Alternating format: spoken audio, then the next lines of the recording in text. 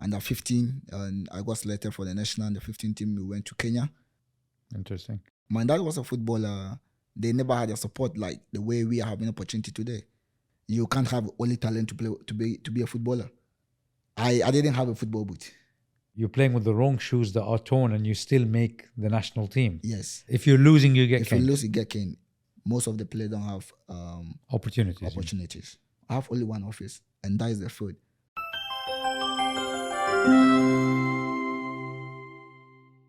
In today's episode, we discussed with Nasiro about Ghanaian football, what are the methods coaches in Ghana use, how to get noticed being a player in Ghana, considering the fact that there are millions of players, how Nasiro ended up in Dubai, and what's the difference between Ghana, Dubai, and what's his plans for Europe in the future. Nasiro, what else we've shared today? Some bullet points. Yeah, I think how to be a professional footballer. You'll be playing big clubs. Your mentality, the attitude. I think mostly the attitude, because you can have the talent without attitude. It's nothing. Because beauty without respect is nothing. It counts nothing. So you have to train your mindset and the respect and time. Yeah. Because I nearly lost my contract because I was late. Yes, I was. Yeah. It's going to be great episodes, guys, and I'm sure you will enjoy it, especially for all our viewers from Africa, which we have a lot. Hello, everyone, and welcome to episode 2, season 2. And today we have a new guest, as we promised. Each episode will be with our players from EPC TFA Dubai. And today our guest is a special guy from Ghana, 20 years old, Mohamed Nasiro. He played for the national team of Ghana, under 15. He has a lot of stories to share about football in Ghana and in Africa in general, how he came here, how it goes, and generally talk about the positives and some negatives, problems in this football. Yeah, welcome, Nasiro, we call you. Thank you very much. Of course, we're trying to give the guys different insights from all over the world. Africa, of course, is high on the list. We get requests, and funny enough, I think a lot of our subscribers are from Ghana and Nigeria. Yes, most of them maybe. And most of the guys that follow the show are from your side of the world. We all know Africa can be extreme. Let's start. Just tell the guys how you started football and just a short version of your story. Who you are, yeah. We had Chan last week and he went for ages, so don't go that way. I'm Abdul Nasir Mohammed. I'm from Ghana. And my story from football, when I started football, I was very young. At my 5 years of age, I started playing football. I see myself being a professional footballer because I love football in my family. Everybody was a footballer. My dad, my uncles, my senior and junior brother, they are all footballers. And then we played. I went to the high school. I got a scholarship because of football. And 2012, we went for ETA Rising Star under 15, and I got selected for the national under 15 team. We went to Kenya, Nairobi, and we were at the 4th place. Interesting. Yeah, you told me off camera your dad was a football player. So for you, this was very important to become a football player. Yeah. Why? My dad was a footballer. They never had a support like the way we are having opportunity today. So I want to continue his legacy. Interesting. So it was your own will, right, to become a football player? There was no pressure from father, like you should go to training, you should do this because I was playing that. My father was a footballer, and he always advised us to train. Mm-hmm. Yeah, and the pressure from the house was not that much because he knows already that I'm going to be a footballer, and that's what I choose to be. So I don't even stay in the house. I'm always at the football camp. So I mostly don't get pressure from the house. What was the first moment when you realized, all right, I'm playing better than the guys, let's say in my hood, I should go maybe higher level. I feel like I have a talent and hard work for this. I think every community has a club team. In Ghana, every community has a club team. And when I see myself, I'm playing good, and I'm still at where I am, at my community, I'm still playing with my guys over there. I was like, no, if I'm playing here, if I'm a champion here, I can't stay in my hood and be champion. If you want to be champion, just go somewhere different to fight. That will make you a champion. So I leave my hood and go to a different town to play over there. And for me being so hard and playing good, I think I'm one of the players that if the team is mentioning of their good players, I'll be part of them. I'm sure in Africa, and just from the comments that we receive all the time, many players commenting, I'm a great player, I'm a good player, give me a chance. And I'm sure within the Ghana, there are thousands, if not millions, of players who are willing to play, and out of them, there are hundreds of thousands that are really good. For you, how it went for you to get a chance to get a trial in your local community club? What was the process of it? You just go knock on the door and say, give me a chance, I will show myself, you won't be disappointed. No. Becoming a footballer, or me being here, it wasn't an easy task, because you can't have only talent to be a footballer. Being a footballer, it doesn't necessarily means you should be talent. We have young players who are talented but they're still in the house. We have a lot to take in before you become a footballer or a professional footballer. Attitude, everything shows. I want to tell a story. When I came here in Dubai, my first day I missed gym section, and I didn't feel comfortable. I was like, I'm here for trials, and my first day I've missed gym section. What is the management going to say? Hey, it's not serious, because most of African footballers, we always get late. Our timing is bad. It's a big issue. Yes, it's a big issue, because mostly in Africa, Ghana, where I'm from, if we're going to play a match and the coach said, bus leave at 12, sleep and come 1:30, you will still get the bus. Yes.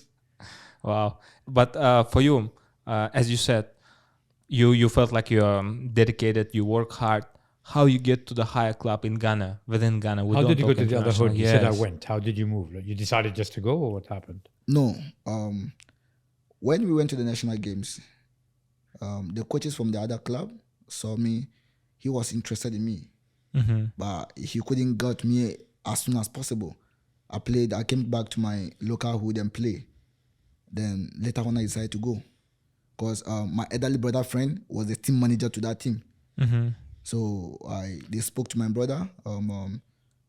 We need your children, brother, because even before I went there, my elderly brother was playing that club. And my elderly brother is called Ibrahim Fusaini. He was a professional footballer at Lorry FC. Oh wow. Yes. Oh, wow. Yeah. Okay. So basically, you was just playing hard until someone noticed you and called you themselves. You Yeah. never knocked on the doors; they came for you No, themselves. I was playing hard as well, and we went to play a friendly match with the team. My hood team. We went to play a friendly match with them. So the coaches, that coach over there, saw me and was like, "Yeah, this is the player." So they spoke with my team over there, and it's like, "Oh, okay." I think this is what we talked previously. There are always a guy or two or maybe 10 who are watching you. You just have to be consistent, because you're gonna get noticed. Yeah, but I think you need to tell the audience, how did Ghana spot you? Because you're playing for your hood. Everybody knows you're a good player in your neighborhood. Your dad was a player. How did Ghana come to know, okay, there's an Asiro? How did they come to you? It was an Airtel Rising Stars, which it was a community to regionals to the nationals. Okay. So I got spotted in my region. From my town where I am, I was the only player Who got selected? who got selected. Oh, wow. Yes, I was the only player. And You were young, you were telling me. You were yes, young. I was young. How And young were you? I was 14 to 15. Yeah. And then the day of trials, I wasn't even in the house. Yeah, I went somewhere fishing. I went to the riverside fishing. So I came to the house and my coach was like, "Hey, they came here looking for you for trials. Where were you?" I was like, I didn't have anything to explain, because at that moment I wasn't training. I was like, football has ended for me. I was like, let me do my normal stuff. Oh wow. You lost hope. Yes, because we were playing a league at a coast league in my community, and it stopped in my region. They were not playing coast league in my region for most years. Why? Why did they stop? I don't know. I think it was a problem from the FA in my region. So they stopped football in your region. You my thought my career is over. They were playing. There were teams that they were still into football. They were doing football stuffs and things. But because there was no any football competition. So if you're training playing friendly matches, I was like, so are we going to be playing friendly matches and training at the odd anytime without going anywhere? Let me do my stuff. So I had that call, and I went to the trials. When I went to the trials, I remember even my shots was just, I was not having anything to hold my shots. So it was, I need to hold it tight and play. Oh wow. Because when I leave it, it will just go down. Wow. So Tell the audience the story of your shoes when you went for the trial. yeah, after playing for the region, Yeah. and I had a selection of the national, because we're having the Eastern selected side and the Western selected side. So I was part of the Eastern and the West selected side. We're playing against different regions. I didn't have a football boot. Yes, I didn't have a football boot. What was the solution? Tell them. It's okay. I was not in football, and there was no money for me to buy football boots. So what did you do? Where did you get the boots? So my coach, he was a goalkeeper. He gave me his boot, and he's very bigger than me. Yeah, I can imagine because he's Yes. the goalkeeper. He's so, and it's even torn. Oh. Yes, oh, yes. So the lace is long. The lace, the football lace is long. So I need to tie it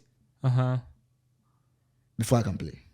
So you had the trial for the national team Yes. with shoes Which- bigger than yours that were torn. Which at that stage, if I perform good and I'm being selected, that means I'm part of the under 15 who are traveling to Kenya. So in the morning we come for shake up, and my boot will get wet. So my players, my co-players were going inside the dressing room with their boot just wipe it and to be dry. Like, okay, but me, I need to wipe it and bring it outside at somewhere, some place at the stadium To dry it before I can use it for the match. And my team, at that time, 2012, we were having a lot of academy clubs in Ghana, Feyenoord Academy, and a big clubs in Ghana. And they were having players in my team. Match players, like players that they have all those kind of facilities. Because in Ghana, the academy clubs, they have facilities than the normal clubs. So imagine me playing a course under 12 player and playing ahead of academy players. With the shoes like this Yes. and the big Yes. No, pants. and his point is that he has to leave them outside the stadium before the game. Uh-huh. They're all coming out with their boots. He has to go get his boots, put them back on to Yes. to play. When it's like maybe 10 minutes before game, everybody's wearing his boot, being prepared for the game. I need to go and check if it is dry.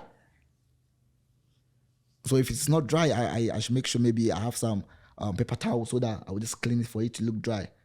And everybody was looking good.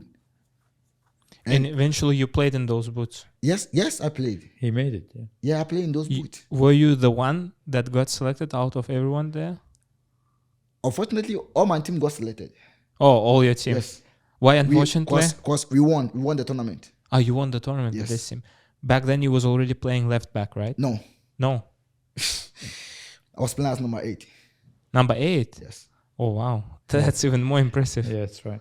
I mean, this is very interesting. Just to pick up on the point, we talk to players from across the world, and they say we have challenges and we have this. In Africa, there's challenges and there's challenges. Huh? The Yeah, challenge is a boot. I think Africa, the negative is more than the positive. Unfortunately. Well, like you said, the talent is there and the attitude is right. I mean, you were not you're playing with the wrong shoes that are torn, and you still make the national team. Yes. The question was, I asked you off camera, so why didn't you play for the national team again? If you were selected to go to Kenya under 15, so this is somebody's telling you you're one of the best under 15-year-olds in Ghana. Yeah, you've never played for Ghana again. How? Yes. After the national team, because those times, the national teams were like mostly doesn't look in the coast side. They were into the academies and the big flight teams. And you are from coast side. And I'm from coast side. Uh-huh. In some way, still region. I'm from the eastern part of Ghana. Off the spotlight, so they don't Yes. notice So much. they didn't notice much. So I was having most of the coaches' number, which I can call for them to give me the platform. The question is, whom do you know? Connections.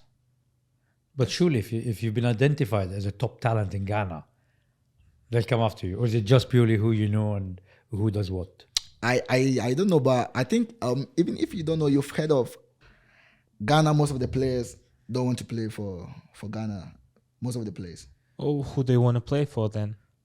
It's because No, they don't want to play for the national team Yeah, but why? because of this. I think this player from Crystal Palace, Shroff, Uh-huh. before this World Cup, he had a call from his agent, like the national team calls his agent to make him part of the team. And looking at his stat at Crystal Palace, he has played every single match. He plays as a left back, as a CDM. He plays almost 70 to 80 minutes. Mm-hmm. Before the World Cup, before they called the selection, the players, and before they will call the main players for the World Cup, they dropped him. Mm-hmm. Yeah. The thing was like the coaches said he hasn't seen him playing. Oh wow, the player who played every game In the for- Premiership. And he played the same team with Jordan Ayew. But Jordan Ayew, And he obviously, start ahead of Jordan Ayew. So how would you see he that start every match and pick the player who always come from the bench? So for those of them that don't understand African football, nepotism and bribes. This is what we're talking about. Yeah, it is. It is. It's football. It's football in Africa. So this is why the players don't want to go into the national team and get involved in all that system bullshit, basically. Yeah, but for now, it's being stopped by not other 100%. It is still there, Of course. but now it has reduced. Well, Ghana hasn't produced a good football player in years. Top talented player. They're Yes. not coming through. Tell the guys the story about, because you played second division in Ghana eventually. Yes, I played for second division. And then you were called up to play for a first division team. Yes, This is another interesting story. yes. When I was in the second division, after the season, I had a call from one of my senior players. He was playing for a first division club. So First division, yes? first division. That's the top division, yeah? Yes, Top division. that's highest. we have the no. Not highest. Let's say if it was England, like championship before the Championship. Premiership. Championship, I got it. Yeah. So I had a call. I was at the camp. My manager called me that a team said I should come for trials. Mm-hmm. I went to the trials. I was playing. Mm-hmm. We went for trials. There's millions of players that came for that trials. Oh wow. In Ghana, we don't want to hear there's a trials over here.